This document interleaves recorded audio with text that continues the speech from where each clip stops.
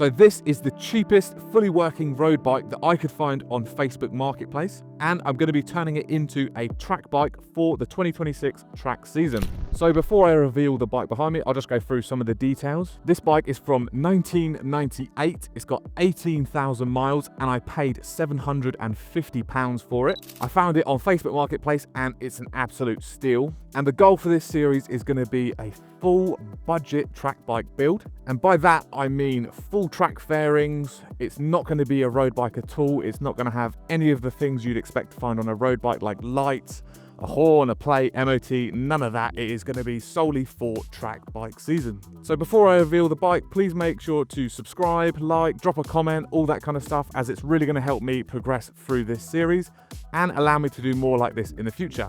So with some editing magic, the grand reveal.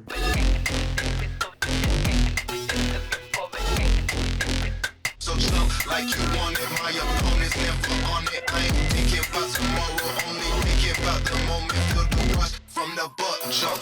So yeah, this is a 1998 Kawasaki Ninja ZX9R. It's referred to as the C1 model. So that's a 900cc engine. It's got about 143 horsepower. Dry weight is about 186 kg. It's got an acclaimed top speed of 175 miles an hour, but the state it's in now, I don't think it's seen those speeds in a while.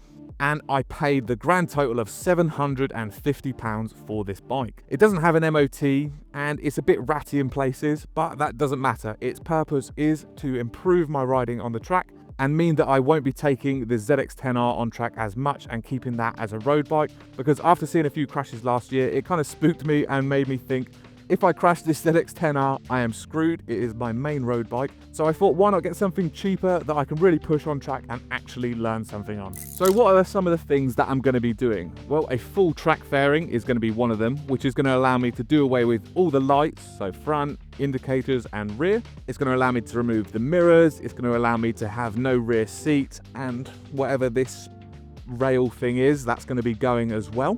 So like I said, 186 kgs dry, so that is going to be my base starting point for the weight, and I'm going to be weighing everything that comes off and onto the bike as well. And I'm also going to be tracking the spending on parts that I do for this bike, just to make sure that I'm staying to a budget bike. I don't really want to be spending more than £1,500 to £2,000 in total, and 750 of that has already gone on the bike. I will be selling off some of the good parts that come off the bike, you know, like some of the fairings, you know, the mirrors, the lights, that can go to good use and be on someone else's ZX9R. So this bike is basically bone stock, but what are some of the features? Well, we've got 6-pot Tokico brakes on the front, which is really cool. We've got a 900cc engine, which revs to 14,000 RPMs. It's carbed, obviously, so it's not going to be as snappy as a fuel-injected bike. It is stock, but it does have some hell-braided brake lines on the front, so that's a good start in the track direction. And it's got a pyramid plastics hugger, and I think that is all that's been done to this bike. So I'm going to jump right into building this track bike, and the first thing I'm going to be doing is just stripping off as much parts as I can that I'm not going to need. I've already got a track fairing sorted. I've got a nice unpainted set of R&R Performance track fairings, which I paid £80 for, which is phenomenal. I'm going to be painting them myself. I've got blue wheels on this bike and a blue tank, and obviously a blue front mudguard, which won't be coming off, and they're in really nice condition, so I think I will be doing maybe a blue and white colour scheme. But if you've got any cool ideas for colour schemes, then drop them in the comment section down below. But yeah, let's start stripping stuff off, and let's do some weighing as well and see if we can shed as much weight as possible.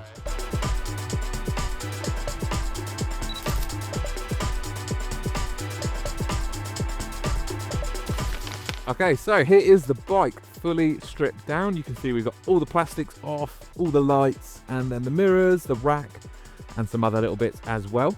And this is basically the limit to me stripping off the bike, minus the exhaust and the alarm. There's just some things I'm going to check through before doing it a bit more thoroughly. But this is basically how the bike will be, and it will just have the new fairings on, and then some other little goodies as well, which I'm going to order this evening.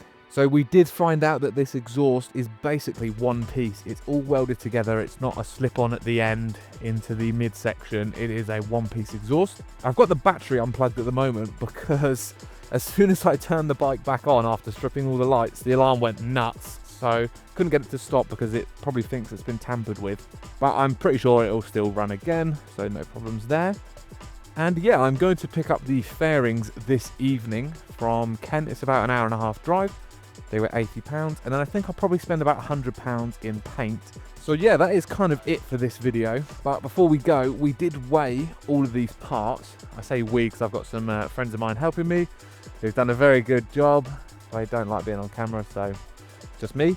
But the grand total for all these parts was 10.59 kg. So that's a really good start for all the weight savings we're going to be doing.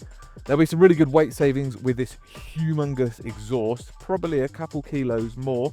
But don't forget, we will be putting parts back on. So I'll be weighing the fairings that go back on. I am estimating them to probably only be about 3 kg. And then we'll probably have a 3 kg weight savings with the exhaust. So I'm estimating this whole project to have maybe a 10 to 12 kg weight savings over the factory bike, which is really good. And it's going to benefit the performance of this bike. Considering dry, it's like 186, wet, I think 203 kg. So not the lightest of bikes, so every little helps. But yeah, thank you very much for watching. Please subscribe, like, all that stuff, as it helps me grow the channel. And also don't forget to head to my website, grab a hoodie, as that really supports the channel as well. They're really nice quality. I've got other merch available as well, like stickers, keychains, and I've got a second hoodie design coming out soon, so stay tuned for that. But yeah, stick around for the next episode where I aim to be painting the fairings and getting them on. And for the third episode, I'm aiming to be getting all the goodies that I've bought for the bike on. They will take a little while to arrive, so that'll be episode 3. And then the fourth episode, I might even get a daytime MOT and get some road testing done on the bike. But yeah, thanks again for watching, and I'll see you in the next one.